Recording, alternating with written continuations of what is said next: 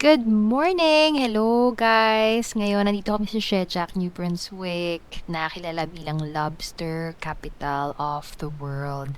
Isa siya sa mga pinakasikat na tourist attraction dito.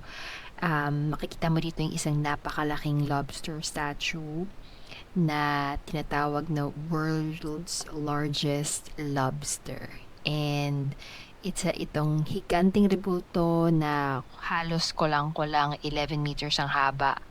And isa ito sa pinaka-photograph landmark dito sa Atlantic Canada. So, ang hangin nung pumunta kami, yung weather talagang mainit, pero talagang sobrang hangin. Kaya yung wind chills ay mararamdaman mo talaga. Yan, ipinapasyal nga pala namin yung aking sister-in-law from the Philippines. Kaya bumisita muna kami dito sa statue na 'to. Saglit lang naman kami bumisita dito kasi usually dito kami pumupunta kapag meron kaming mga, visitors galing sa ibang lugar, galing sa ibang province o ibang bansa. Super proud kami na ipakita kung ano yung meron dito sa ating province.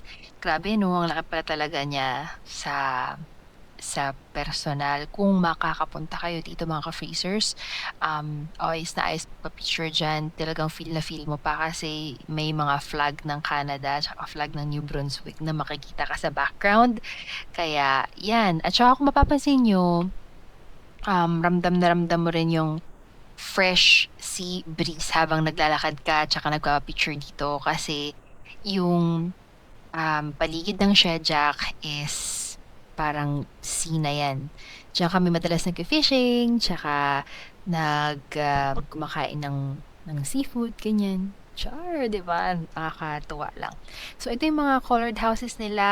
Tingnan mo sobrang lakas ng hangin nung pumunta kami diyan, kaya tingnan mo yung agos ng tubig. Usually still waters 'yan, calm water. Pero dahil mahangin nga, 'yan, ganyan ang itsura niya, parang may alon-alon siya. So, kung mapapadpad kayo dito sa New Brunswick, huwag niyong kalimutan na dumaan dito sa Shediac at magpa-picture kasama ang giant lobster. Thank you for watching. Samahan niyo kami sa susunod naming adventure. Bye for now, everyone. Do good, be good. Jesus loves you.